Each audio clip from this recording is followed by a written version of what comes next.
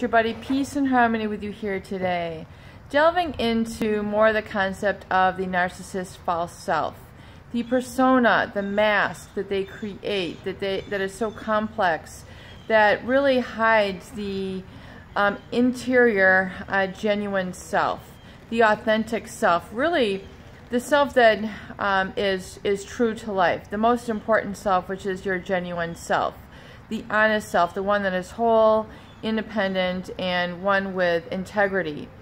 The narcissist, by virtue of their personality disorder, has developed and created a false persona, a false mask, a false personality, if you will, that they put out to the world. And this oftentimes belays or hides what is thought by and described by psychoanalysts as a vulnerable or insecure inner self. So think of it as a way for them to basically build up a way to protect themselves. Rather than feeling insecure, rather than them feeling inferior, less than, not good enough, they overly invest then in themselves. Everything becomes all about them. They develop a method where they live by a pathological lying. They lie constantly and chronically, really to those people in the world around them in a multitude of ways. Even when they don't have to, they lie really as a way to get what they want and manipulate and control supply sources, which are essentially the people in their environment who support, foster, and keep that mask going. So the mask, which is created by the narcissist, a superior, one of superiority, one that is all important, more important than other people. This mask is created and able to be kept going by the narcissist because they have a lack of empathy. They have an empathy deficit. There's actually a physiological basis within their mind where they have very slowed mental and brain activity when it comes to the center in the brain, which creates emotional connection to words and to people. So they exhibit a very inability to connect with and relate to the feelings, needs, and interests of others. So the narcissist feels this quality to their personality makes them superior, if you will. In other words, they are not held back. They are not inhibited from lying. They are not inhibited from creating immoral acts. They are able to basically pounce over other people, hurting other people, slander other people without really feeling bad or without really feeling concerned about the consequences. So this internal sense of being inferior is constantly lurking and constantly there with them.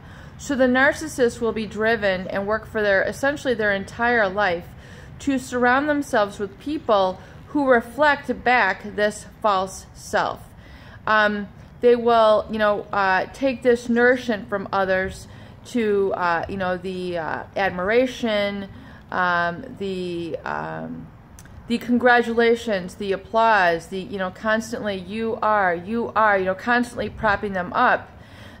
So that they are, in essence, them becoming highly functional and living this life, with this, feeling of status and accomplishment, and they can be extremely high functioning, high intelligent, but yet the issue and conflict comes when they're not able to reciprocate the same in relationships.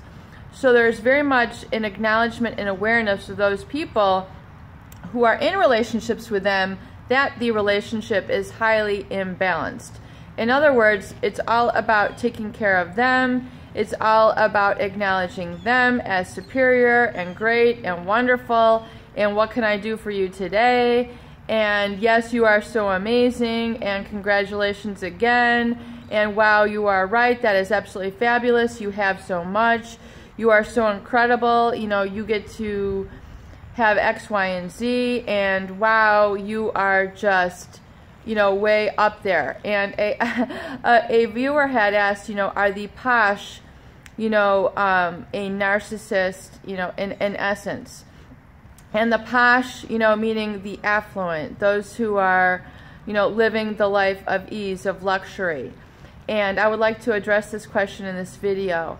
I was raised in a affluent area where, there were, multimillionaires, large houses, large incomes, large cars, large jewelry, large privilege, large traveling, all that gamut. Debutantes, coming out, higher society, debutante balls, extremely accomplished and wealthy people. And yes, I would have to unequivocally say that there are many, many psychological issues that permeate that posh, what we'll call it posh community. There's a high degree of alcoholism. There's a high degree of divorce. There's a high degree of infidelity. There's a high degree of issues with imbalance in terms of the parent not being there for the child.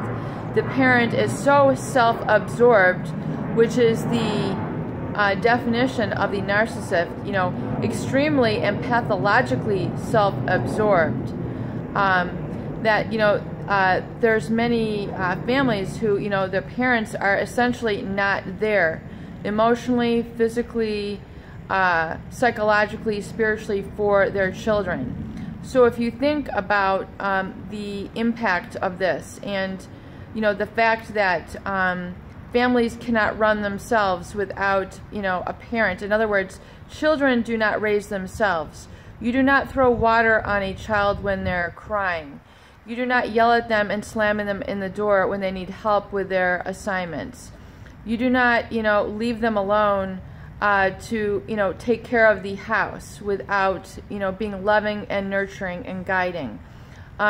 You do not criticize and demean them by neglect, by ignoring, by being dismissive, because you're not relating to the children. You're not taking care of the children. And the same goes with the spouse.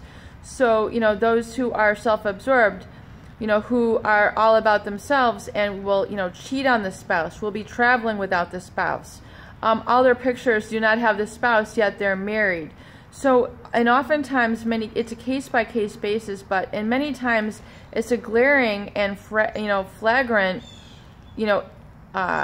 imbalance in the relationship where you can clearly see that there is narcissism, pathological narcissism, malignant narcissism, psychopathy working in that person in that relationship.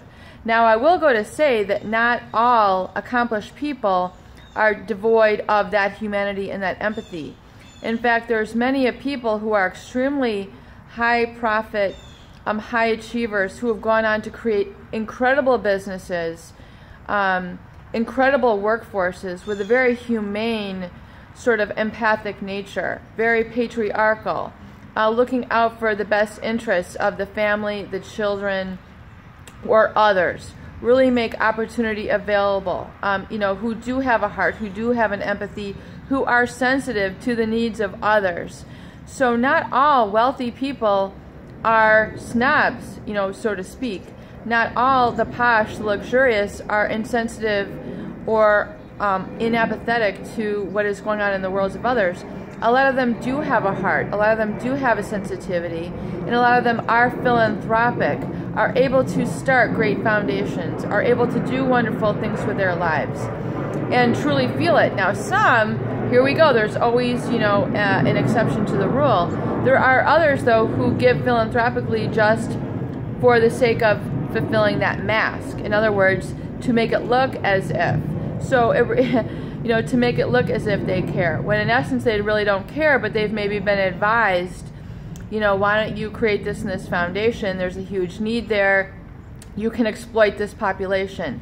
So a lot of it has really to do with the origin of intent and really the, the individual intention of that person to truly do good, whether they truly feel a passion and a connection and a resonance there.